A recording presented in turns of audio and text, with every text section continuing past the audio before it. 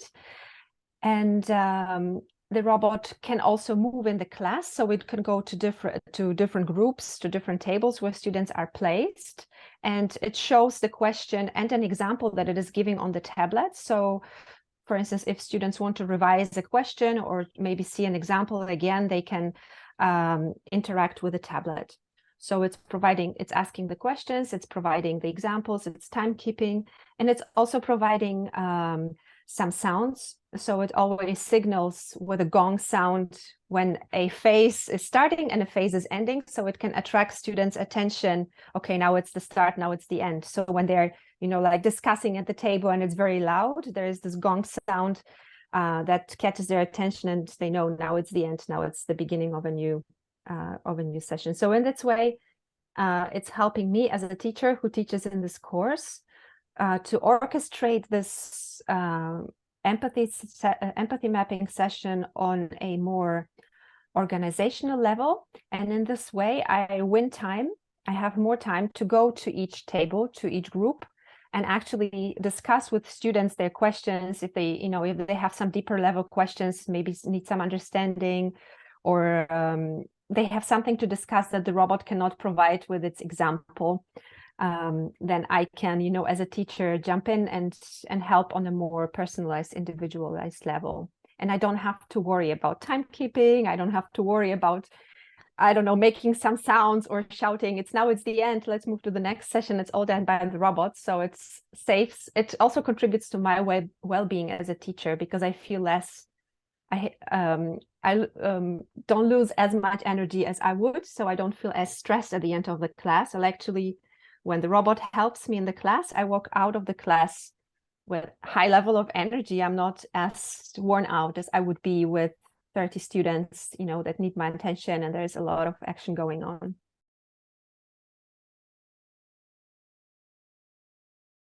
If we like kind of want a list of the different roles the robot can play, the robot can be an assistant to the teacher, like I described in the example of empathy mapping. It can help me as a teacher to structure the class. It can, depending on how we program it, it can be an assistant to the learners or to the students, for example. So we have some scenarios where we place a smaller robot now on a table, and it can assist the learners in a more individual way. It can be also used, so robots can be used as tutees. So we're now working on a scenario where actually a student is supposed to teach something to the robot. So it's like learning by teaching. You know, you're teaching the robot to do something, and through this process you are learning yourself. So the tutee role is very interesting. Then robots, of course, can support collaborative learning. So if there's any work done in group, it can either moderate the group or be, like we said, be the member of the team, providing some input or in a positive or negative way. And of course, if we think about the classroom itself, or the university itself, or school itself as a physical space, a robot can also serve as a concierge, maybe at the entrance. So it can help students to find a place to the room, or find some information, give some information. It can welcome the students. It can, you know, use these different information that maybe we as teachers are not capable of giving to 30 students at the same time. And of course, it can also use as a kind of feedback machine. So if students have some feedback, like we know from airports, for instance, in the classroom, you know, we could collect feedback while going out or walking into the classroom, or maybe collect some information about how students feel on this day. So this is also an application, a little bit like beyond the learning process itself, but still like within, you know, the physical space of the classroom.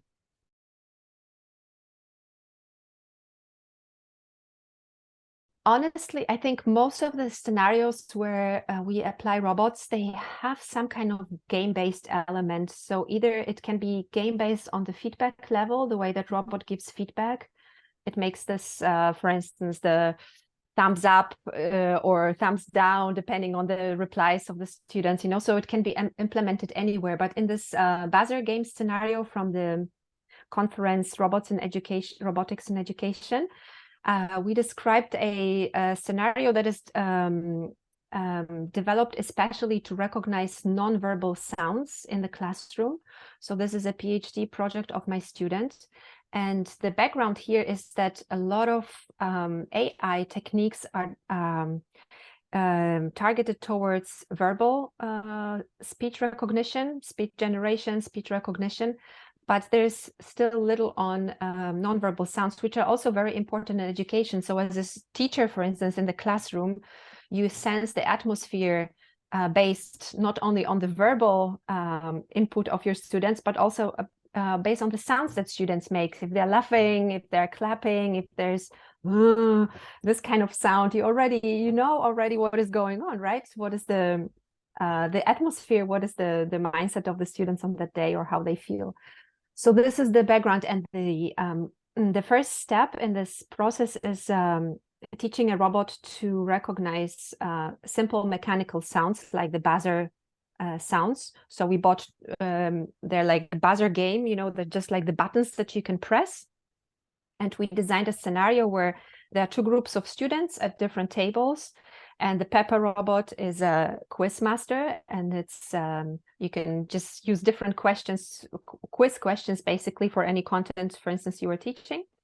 And the students kind of compete in groups. So it's a group-based quiz. And the team that knows the answer first, one person has to press the buzzer, and the robot recognizes from which buzzer was pressed first, and then tells this group can now say which answer is correct.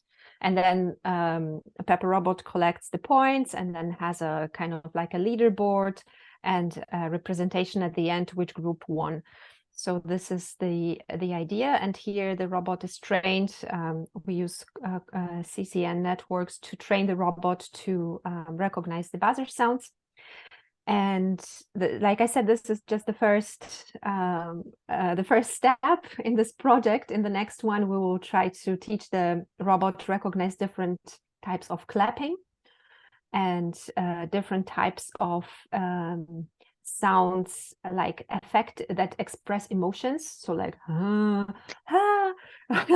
all these different sounds that can be recognized and from which the robot can infer if the person maybe needs help, is bored, maybe needs some new input, or needs to be reminded of something, or or is just having fun, which can also be great to know.